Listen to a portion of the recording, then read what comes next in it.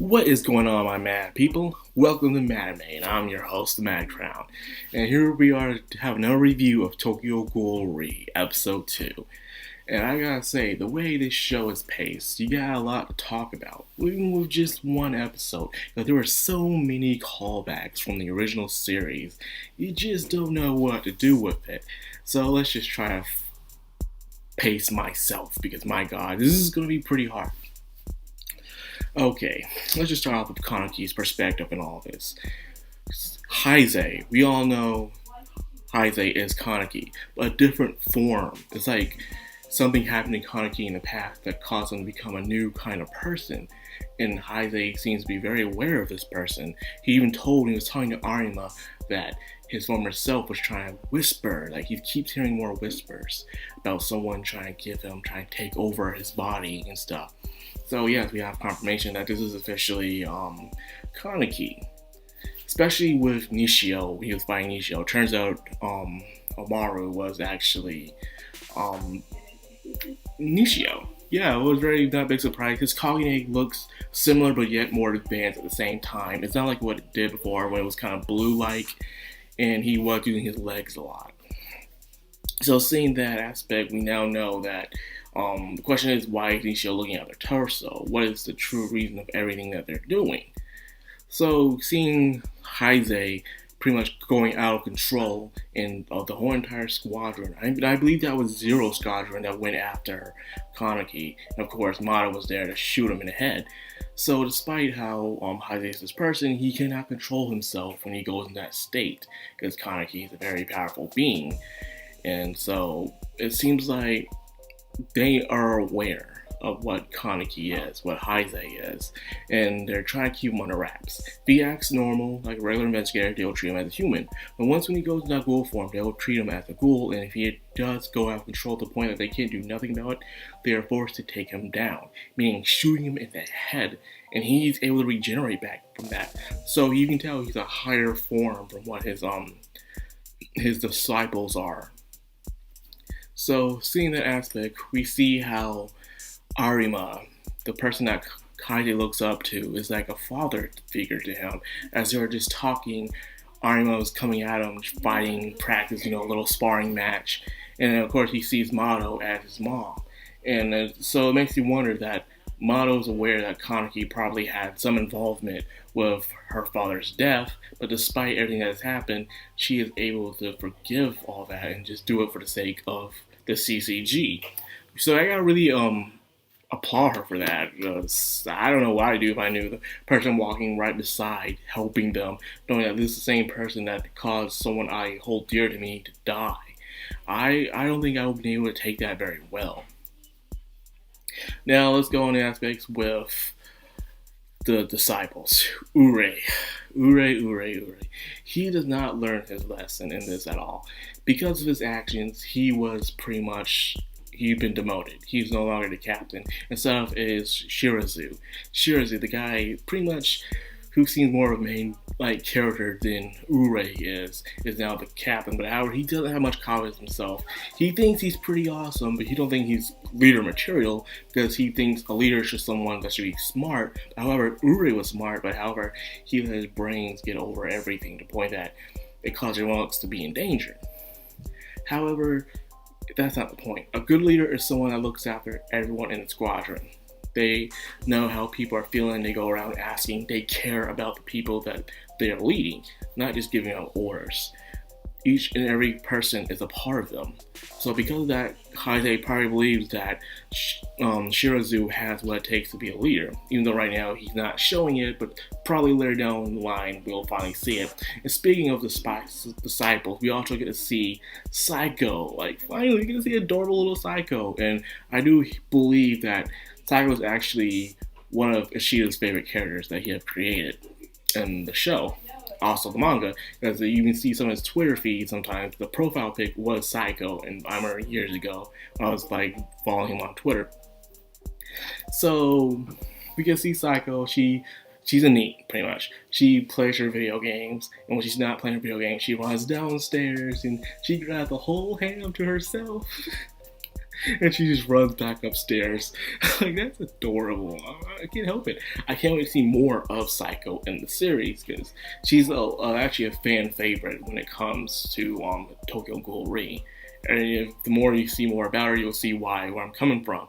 You're probably gonna fall in love with her too because she's just so adorable. While everything else is so edgy and creepy and stuff, she's gonna be that comic relief character that you're gonna find a little comfort in.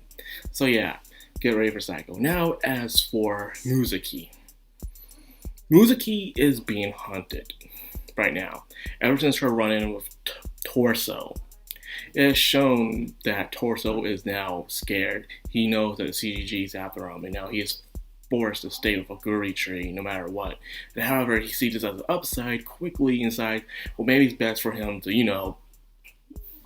use them so he can get what he wants. For some reason, he has this obsession with certain females, I guess, and especially with Musuki for some reason. I don't know why, but he's obsessed with her. And I hope that doesn't come and bite them in the butt later on, because that would really suck. Now, seeing this, the pretty much the Queen Squad, speech impediments, people. The Queen Squad is pretty much off Torso investigation. They're off that because he's joined a Guri tree, and apparently a Guri tree is top notch. Like, these guys are triple S rated bad guys, especially what happened 2 years ago when everything went down that you've seen in Tokyo Ghoul Route A or in the manga. A Guri tree is a thing that cannot be trifled with. They're very powerful, especially with Owl leading them. So now, getting on to that, they have a new case called Nutcracker. Now, Nutcracker sounds familiar to a character to me I've seen another anime called Eden of the East. Nutcracker, they call her Nutcracker because every time she's around, her victims are always male, and she always seems to have crushed or eaten their testicles. Yeah. So this also reminds me of one character from Eden of the East where it wasn't the testicle, but instead it was actually the genitalia that she would cut off. So in a way, Nutcracker is completely different from Torso, where Torso would just take away the limbs of a female, and God knows what happens to the torso that he steals. With Nutcracker, she just gains for all male, and is somewhere actually around the torso area that she takes away. So we have two opposite characters right now. But right now, it seems like Nutcracker's more dangerous, especially the way she looks in this anime. Like, goddamn. And now, finally, Ure. Ure has some development he needs right now, especially when he's so obsessed with power and promotion. I guess the path of his father being left behind because he felt like probably people weren't strong enough or they were weak or something. He believes he has to become stronger and be that promotion. I guess deep down inside, aside him being a total douche, I believe he's good because he wants no one to die around him. But however, he lost that way. I believe him getting into this at first, he wanted to become a leader so people in his squadron wouldn't die like what happened to his father. But however, he lost his way when he was obsessed with promotions and stuff to the point that now he just don't care about no more. All he cares about now is power. And hopefully somewhere down the line he will find a way to come back to his senses. Who knows? Usually when someone comes back to his senses, it takes a big tragedy for that to happen. Hopefully it won't be much of a big tragedy as I think will happen, and God, I hope it won't happen. Now and finally, we get to see more throwbacks. Of course, Haze and his squadron are out looking for a coffee shop. Haze's little hobby is going around looking for a delicious coffee. He actually walks into one called Ree. And guess who shows up? Our girl Toka, man. Dang, Toka. Toka didn't look like what she did in the original series in Route A. She's a bit more curvier. Has a more mature look on her face. You know, she looks like she's all that tsundere that she was in the last two series. So tsundere Toka is gone. It's just more mature and mellow Toka. So this girl does mellows with age. I'm like, thank goodness.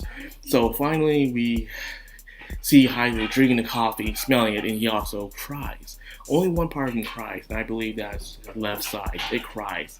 And I guess part of him remembers, Kaneki remembers Toka, and remembers the scent of Anteku, the former coffee shop he used to work for. You know, he has regrets that how everything just came to pieces ever since the thing that happened 2 years ago.